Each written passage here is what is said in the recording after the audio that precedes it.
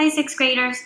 So we have come to the end of our deep study of character unit, and we're going to spend today letting you reflect on all of the growth and the reading that you've done over the last month or so.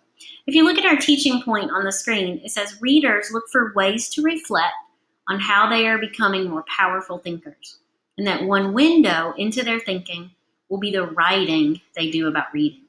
So today is all about youth looking at your reader's notebook and thinking and looking for evidence of all of the good thinking that you've done, about the growth that you've done as a reader and a writer of your reading, to see what you can see what you can share, and you're going to get a chance to then put a couple examples of your notebook pages into a class notebook museum. And that's going to be how we reflect and share the work that we've done through deep study of character. I'm going to go to the anchor charts, which is this next page. If it'll do that in my video, I think it will. And so we have had two kind of big anchor charts. The first about how to think deeply about characters. We have expected characters to be complicated and show more than one trait. We've revised our thinking. We've looked at characters' less likable sides. We know that some traits matter more than others, and we've tried to identify those.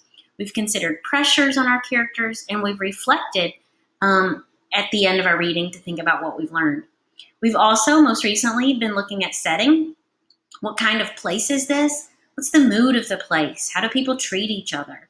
We've tried to study some of the author's specific language and find lines that we liked and wrote about those. We've looked again at pressures and how the setting can pull a character between competing pressures. We've looked at how the feeling or the psychology of a place shifts, and we've looked at group dynamics. All of these things probably have some evidence and show up in your thinking, in your stop and jots, in your write longs, in your graphic organizers. So to do our work today, what you are going to do, I'm going to slide that over a little bit. You are going to do this reflection center, which is called Notebook Museum. And here's what you need.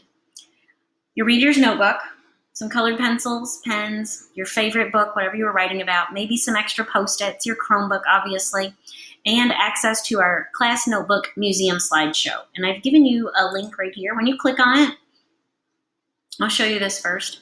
It goes to our class slideshow.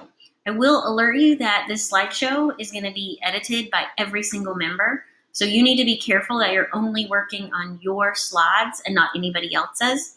If you click through here, I put names at the top left. So there's my slide. You can see I haven't done mine yet either.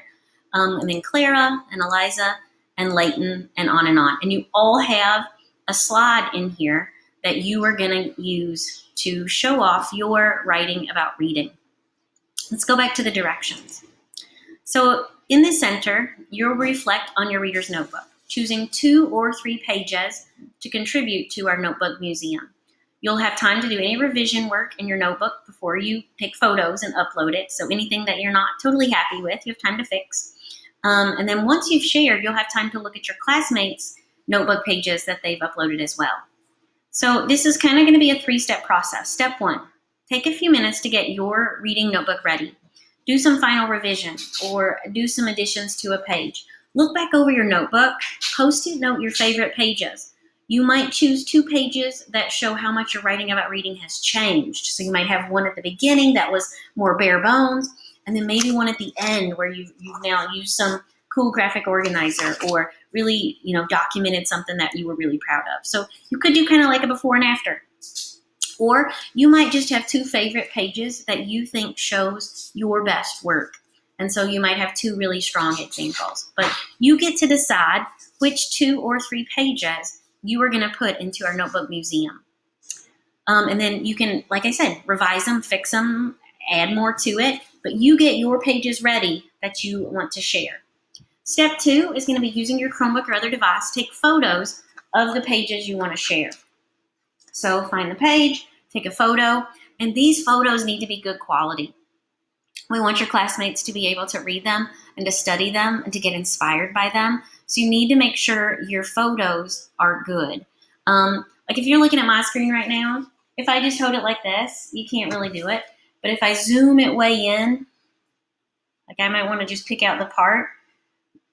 Like I don't need my face in the photos at all. Some of you like to, give me a little cameo. I don't need your face in these. This is just your work. So really zoom in on the work, find just the right spot, and then click your camera. So get some really nice photos so that kids can actually see them and read them.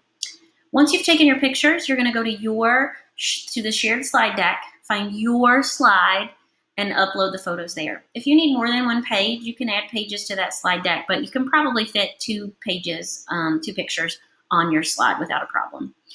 You can give your slide a title, and you might call it like How I Improved in My Reader's Notebook.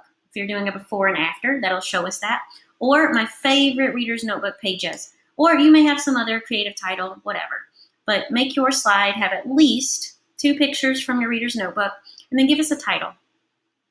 Once you have got your slides added, take some time to look through your classmates' pictures. If there's not a lot there yet, you might need to come back and look later. You can add compliments to the slideshow using the comments tool. You can nominate Best in Show awards if you like, if you see somebody's page that you love. If we come back here, there's nothing to comment on yet, but I'm just going to show you how to do that. You kind of have to highlight something, and then this little like speech bubble with a plus, that's how you add a comment, okay? So you can comment on someone's slide or picture and let them know what you think. Let's stick to compliments only, not criticism today, because this is kind of showing off some of our favorite things. So that is your notebook museum assignment that you're going to do today. You are getting graded on your submissions and your slide that you create. It's fine if you do before and after. I'm not grading that before picture. It's more about, did you reflect? Did you share some things? What do you want us to see? There's nothing to submit in Canvas. Posting your pictures onto the notebook slide is your submission today. So I will be looking at the slide deck, and your slide needs to have your notebook pages on it. Okay? So I look forward to seeing what you come up with and how you reflect and share with the rest of us. I'll be uploading mine too. So hopefully by the time you get to that assignment, my favorite pages will be on there as well. Thanks a lot.